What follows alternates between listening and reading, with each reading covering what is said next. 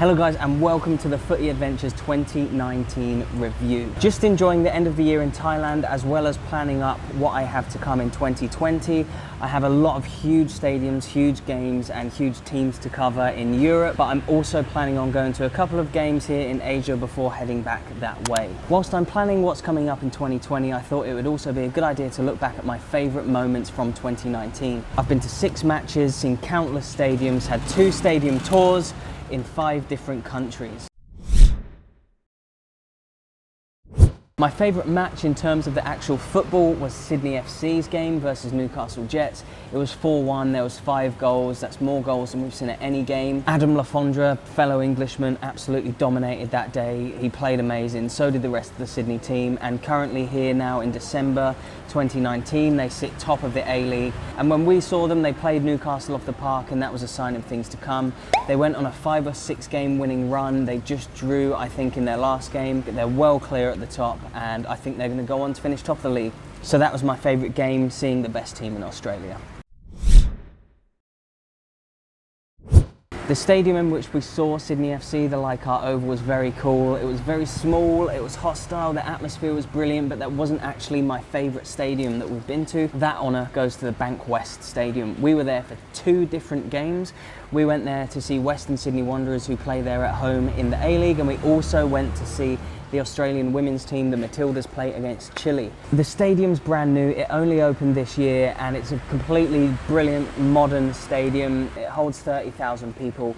I'd recommend that you go there if you're watching this from Sydney or if you have plans to go to Australia. It's really easily accessible, it's near Parramatta Station. I can't recommend it enough. I also can't discount the first stadium that we went to on the channel, the Central Coast Stadium, where the Central Coast Mariners play, also in the A-League in Australia. It's probably the most picturesque stadium I've ever been to. Even though it wasn't a sellout and you probably didn't have the atmosphere that you would have had it been a sellout game, the stadium itself was absolutely beautiful. The palm trees in the background, the sun setting over the stadium, I can't recommend that highly enough. If you are in or around Sydney, you have to go. As a football fan, as a sports fan as well, it's iconic, it's picturesque, and you'll love it if you go. The palm trees really make it. It's something that you wouldn't see at any other football stadium around the world. It's completely unique, and you have to go there if you love football. It's an absolute must. Since we're on the topic of the Central Coast Mariners, my favourite goal was the first goal that we ever saw on the channel, the Juric goal against the Newcastle Jets in the F3 derby. The ball in from the left-hand side, and he took it sweetly on the volley. By far the best goal that we've seen.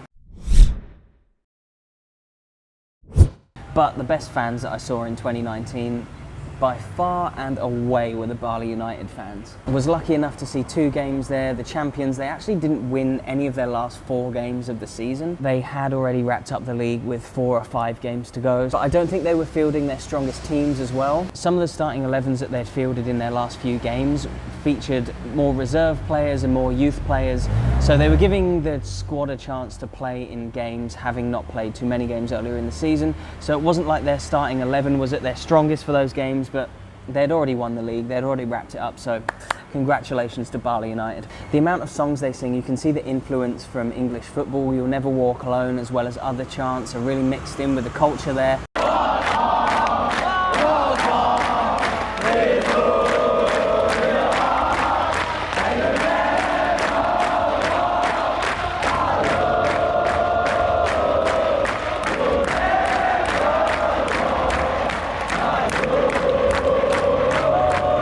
And to see the locals of the island going to support the team in such numbers just shows how much it's now a part of the culture. And I hope that people who travel to Bali now also go and watch a football game as part of their travels. The best stadium tour we went on was definitely the Bali United tour. It was a one-on-one tour, and it was so affordable, and you got lunch, and you got a picture taken, you get to go on the pitch. And when you're on your own on a stadium tour like that, you get to experience it and take it in a lot more than when you're in a big group. The MCG stadium tour that we did was a great stadium tour, and it was really good to see the MCG, as it's so big. It's the biggest stadium in the Southern Hemisphere. However, there was probably a group of maybe 20 people on our tour with 1 tour guide, so you don't get that one-on-one experience. It was less of a footballing stadium, even though there have been football games there in the past. obviously the MCG. It's a cricket stadium. It also hosts AFL games, and it was a good tour, but for over double the price of the Bali tour, I would recommend the Bali one over it, but they're different experiences.